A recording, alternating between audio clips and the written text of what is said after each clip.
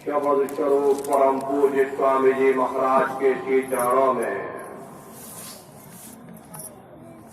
कोटि कोटि नमन प्रणाम करते हुए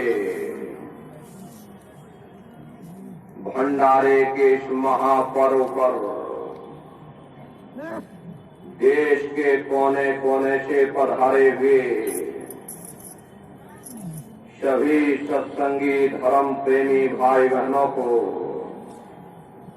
सादर जय गुरुदेव। प्रेमी भाई बहनों, आज भंडारे का ये महापर्व पूज्य दादा गुरु महाराज की याद में, उनकी पुण्य स्मृति में आज ये भंडारे का कार्यक्रम जय गुरुदेव आश्रम मथुरा पर मालिक के दरबार में इस संस्था के प्रांगण में यह कार्यक्रम आयोजित किया जा रहा है। देश के कोने कोने से लाखों की संख्या में सभी सत्संगी प्रेमी भाई बहन मालिक की दया दुआ बरकत आशीर्वाद प्राप्त करने के लिए गुरु महाराज के दरबार में उपस्थित हैं। गुरु महाराज बराबर कहा करते थे कि बच्चा इस दरबार में जो भी आएगा अपनी अपनी श्रद्धा के अनुसार, अपनी अपनी आस्था के अनुसार यहाँ से मालिक की दया दुआ बरकत आशीर्वाद जरूर लेकर के जाएगा। यहाँ आने वाला कोई भी प्रेमी भाई बहन या कोई भी व्यक्ति, चाहे कोई पेड़ पौधे पशु पंछी कोई भी होगा, मालिक के दरबार में अगर कोई उपस्थित होता कभी खाली हाथ नहीं जा सकता। हम आप परम सौभाग्यशाली हैं पूज्य दादा गुरु महाराज के इस महापर्व पर गुरु महाराज के दरबार में उपस्थित हुए और आज हम समस्त प्रेमी भाई बहनों को सत्संग सुनने का ये अवसर मिला। प्रेमी भाई बहनों, जब जन्म जन्मांतरों के शुभ पुण्य उदय होते हैं तब बड़े ही सौभाग्य से ऐसा दुर्लभ अवसर प्राप्त होता। यह सत्संग है। सत्संग जल जो कोई पावे, मैं लाई सब कट कट जावे।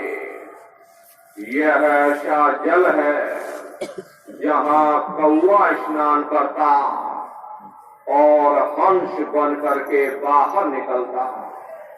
हम आप अहो सौभाग्यशाली हैं। ये अवसर हमको आपको मिला हुआ। जो भी गुरु महाराज के वचन आज आपको सुनाए जाएं, आप लोग चेत करके एक एक वचनों को सुनिएगा और उस पर अमल करिएगा।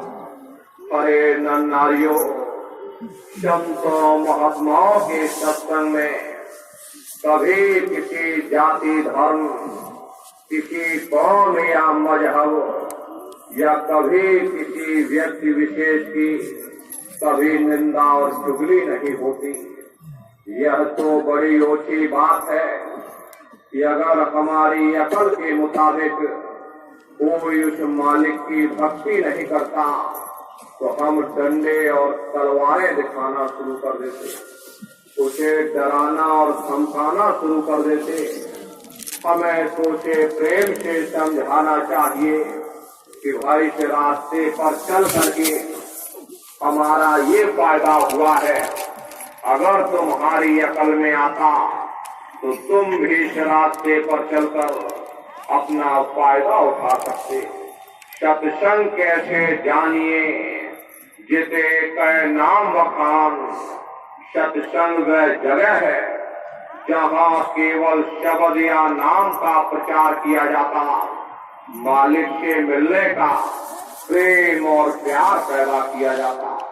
इसीलिए प्रेमी भाई बहनों, संतों महात्माओं के सत्संग में कभी किसी जात या बिरादरी या किसी भी व्यक्ति विशेष की कभी निंदा और चुगली नहीं होती।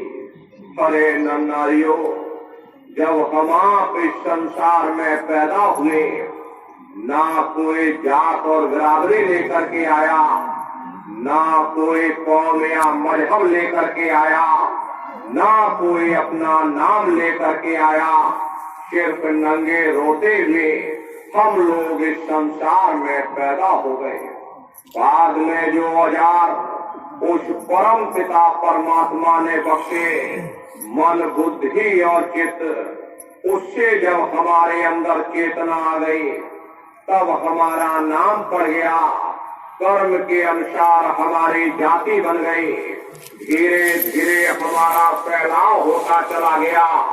हमने बाल बच्चे बना लिए, हमने रिश्ते नातेदार बना लिए, हमने कुटुंब परिवार वाले बना लिए, हमने जमीन जायदाद हासिल कर ली और इसको अपना समझ करके हम आप यहीं बैठ गए। फिर जब जाने का वक्त आया, फिर आपको यहाँ से नंगा करके भेज दिया गया। ना आपके साथ आपका नाम गया, ना आपके साथ ये जात और बिरादरी गई, ना आपके साथ ये जमीन जायदाद गई। पर इस छाया को प्राप्त करने के लिए आपने अपना सारा जीवन गुजार दिया।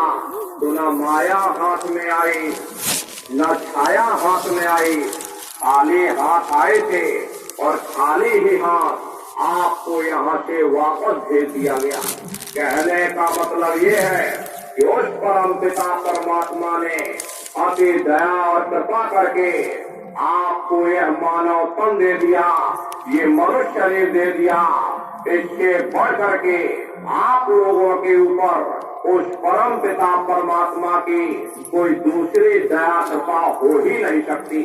उस मालिक ने बहुत बड़ी दया कर दी, आपको यह मानव तन दे दिया और आपको स्वतंत्र कर दिया गया कि भाई तुम मनुष्य शरीर में बैठ करके चाहे अच्छे कर्म करो, चाहे बुरे कर्म करो, अच्छा देखो बुरा देखो, अच्छे विचार लाओ बुरे विचार लाओ, यानी कोई बंधन आपके ऊपर नहीं लगाया। उसने आपको स्वतंत्र कर दिया है कि मैंने तुमको ये मनुष्य शरीर दिया है तुम्हारी जीवात्मा के रहने के लिए। मैं तुम्हारी जीवात्मा को इस मनुष्य शरीर में बंद करता हूँ। तुम मेरे मकान के द्वारा उस मालिक की भक्ति करके अपनी जीवात्मा का कल्याण करा लेना। मैंने इतने समय के लिए ये किराए का मकान तुमको दिया है। जब समय पूरा होगा मेरे सिपाही आएंगे, उस समय तुमको यह किराए का मकान खाली करना पड़ेगा।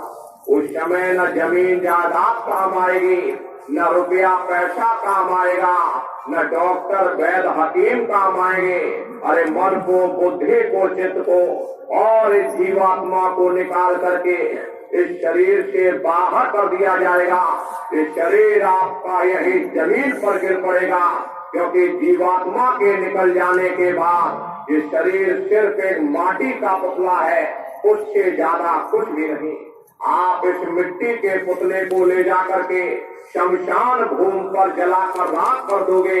अरे आपकी कौम, आपका मजहब, आपकी ये जात और बिरादरी इसी शमशान भूमि पर जलकर राख हो जाएगी। और जिस जात और बिरादरी के लिए आप रात दिन लड़ते झगड़ते थे, जिस धन दौलत को पाने के लिए आपने न जाने कितने पाप कर्म किए, तो मौत के समय में न ये जात और बिरादरी काम आएगी, न ये धन दौलत काम आएगा।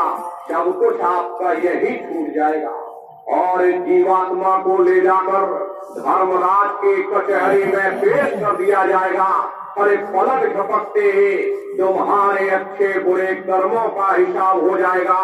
धर्मराज तुमको सजा सुना देंगे, ले जाओ इनको फलाने नर्क में डाल दो।